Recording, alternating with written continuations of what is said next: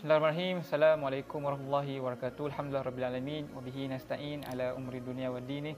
Salatu wassalamu ala Rasulillah wa ala alihi wa sahbihi wa man walah. Rabbi shrah li sadri wa yassir li amri wahlul 'uqdatam min lisani yafqahu qawli, amma ba'd.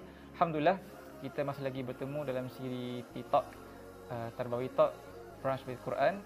Alhamdulillah sedar tak sedar kita telah pun masuki hari yang ke-5 atau 6 perbincangan tentang interaksi dengan Quran, dan kita telah pun diskuskan pelbagai tips yang telah dikongsi oleh Ustaz Zaim dan saya sendiri.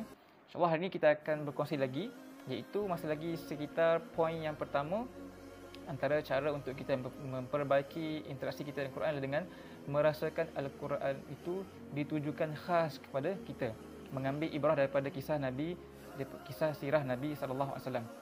Pernah satu ketika turun surah Al-Hujurat ayat yang kedua, di mana Allah SWT berfirman, A'udzubillahi minasyaitonir rajim, ya ayyuhallazina amanu la tarfa'u aswatakum fawqa sautin nabi ila akhir hayat.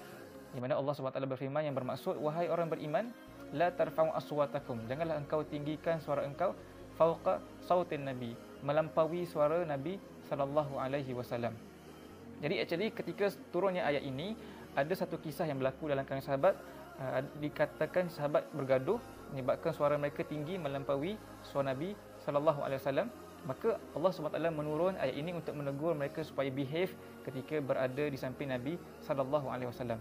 Namun ada sahabat lain yang sebenarnya tak ada kaitan pun dengan kisah ini, merasakan terasa dengan ayat ini kerana dia mempunyai suara yang kuat, suara yang tinggi. Sahabat berkenaan ialah Thabit bin Qais. Thabit bin Qais ini memang nature dia suara tinggi, dan dia rasa ayat itu ditujukan kepada dia, menyebabkan dia berkecil hati dan dia menyendiri, tidak lagi mendampingi Nabi dalam majlis Nabi sallallahu alaihi wasallam. So bila Thabit bin Qais ini mendengar ayat ini, dia pun berada di rumah dia dan tidak lagi bersama Nabi dalam majlis-majlis Nabi sallallahu alaihi wasallam.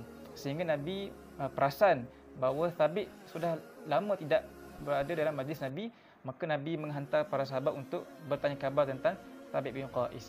Bila ada rombongan sahabat pergi bertemu Thabit bin Qais di rumahnya dan bertanya kepada beliau kenapa beliau sudah lama tidak hadir di dalam majlis Nabi, maka Thabit bin Qais pun berkata kepada sahabat berkenaan, celakalah aku kerana ayat Quran telah turun untuk menegur suara aku yang tinggi di hadapan Nabi sallallahu alaihi wasallam. Maka dibawakanlah berita ataupun respon Thabit bin Qais ni kepada Nabi. Nabi kata, beritahu Thabit bin Qais sebenarnya ayat itu bukan untuk dia. Maka datanglah dia kepada Nabi sallallahu alaihi wasallam. Jadi menarik macam mana Thabit bin Qais telah pun terkesan dan merasa dengan ayat Quran yang telah diturunkan, walaupun kisah itu ataupun tujuan asal ayat itu bukanlah turun untuk menegur sikapnya, tetapi dia telah terasa dan sensitifnya mereka terhadap ayat Quran. Itulah yang dibuat oleh setiap sahabat.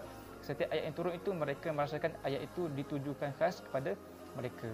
Jadi kita juga bila kita membaca Quran, antara perkara yang perlu kita betulkan ialah bila kita membaca setiap ayat itu, jangan kita fikir dekat siapa yang aku boleh point ayat ini. Tidak, tapi kita rasakanlah ayat itu sedang menegur, mengetuk pintu hati kita, berbicara khusus dengan kita. InsyaAllah dengan demikian kita akan merasa setiap ayat itu berbicara dengan kita. Jadi nantikan dalam siri berikutnya kita akan bincangkan tips-tips yang lain yang boleh membantu memperbaiki interaksi kita dengan Al-Quran. InsyaAllah. Aku lihat hadza wa astaghfirullah wa lakum. Assalamualaikum warahmatullahi wabarakatuh.